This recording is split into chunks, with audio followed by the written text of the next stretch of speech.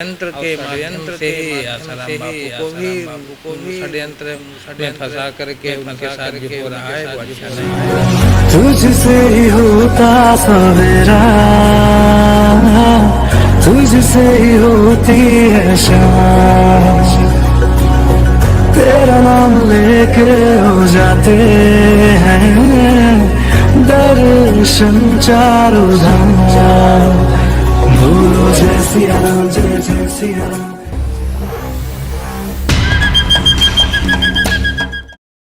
ऐसा है जो हमारे यहाँ दो प्रकार के संपत्तियाँ होती हैं, एक दैवी एक आसुरी। आसुरी संपदा अपना काम करती है लेकिन कभी भी सफल नहीं हुई, तो संतों के ऊपर जो कुठाराघात करते हैं कि संत ये करते संत ये करते, संत जो होगा वो गलत काम क्यों करेगा। और षड्यंत्र के माध्यम से ही आसाराम बापू को भी षड्यंत्र में फंसा करके उनके साथ जो हो रहा है वो अच्छा नहीं हो रहा।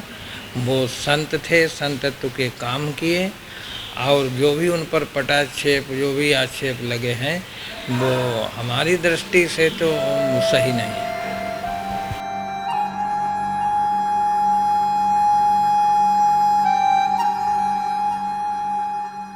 उन्होंने सनातन धर्म में बहुत बड़ा कार्य किया है, धर्म का प्रचार किया, लोक कल्याण जन कल्याण के बड़े बड़े कार्य हुए हैं। अंगुली उसी पर उठती है जो बहुत ऊंचाई पर होता है, बहुत ऊंचाई पर होता है उधर नज़र जाती है। और ये ऊंचाई जो है हमारे जो आसुरी संपदा के लोग हैं वो सहन नहीं कर पाते हैं, तो कोई न कोई षड्यंत्र रचाते रहते हैं।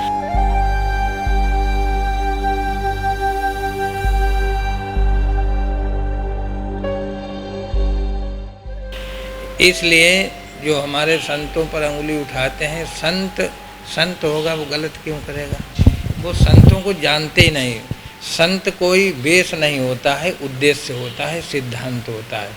संत कोई आकृति नहीं होती है, प्रकृति होती है। संत स्वभाव सहज खगराया, संत स्वभाव से जाना जाता है, वेश से नहीं।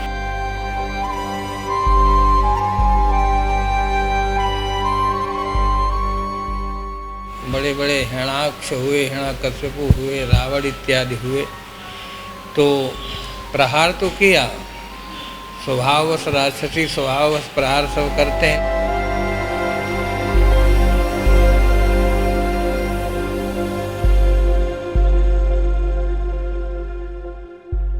इसलिए हमारे सनातन धर्म में जो ऋषि मुनि हुए हैं, जब जब भारतीय संस्कृति की तरफ किसी ने अंगुली उठाई तो कोई महान हस्ती, कोई महान आध्यात्मिक पुरुष आकर के और उसने सारे इन विपरीत परिस्थितियों को शमन कर दिया।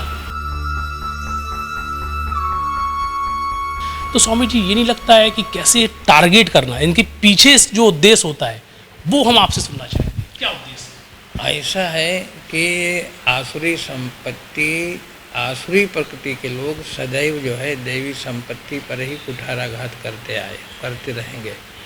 संपत्ति का संबंध संतों से, संत कोई संपत्ति एकत्रित नहीं करते हैं। संपत्ति आती है उनके पास स्वतः, जहाँ जो अधिकार जिसका होता है, जिसमें पात्रता होती है वहाँ आती है। संत कोई उसके लिए बहुत बुद्धि नहीं लगाते, जैसे बुद्धि लगा करके धन, उनकी बुद्धि तो समाज के जन कल्याण के लिए, लोक कल्याण के लिए होती है, संपत्ति के लिए, इसके लिए नहीं। लेकिन आसुरी संपदा के जो लोग होते हैं उनका जैसा चिंतन होता है वो वही बोलते हैं। आप वही बोलेंगे जो तुम्हारा चिंतन होगा। हम अपना चिंतन तुमको नहीं दे सकते कि तुम ये कहो। तो ये आसुरी संपदा के लोग ऐसे करते हैं कि जो पाश्चात्य संस्कृति में लिप्त हैं, पाश्चात्य लोग हैं, वो हमारे सनातन धर्म को, हमारे संतों को, ऋषियों को बदनाम करने में लगे रहते हैं। लेकिन सत्य सत्य रहता है। सत्य शायर सोना, ये कभी गलता नहीं, नष्ट नहीं होता, चाहे कितने भी कुठाराघात हों। और झूठ का कोई अस्तित्व नहीं होता है।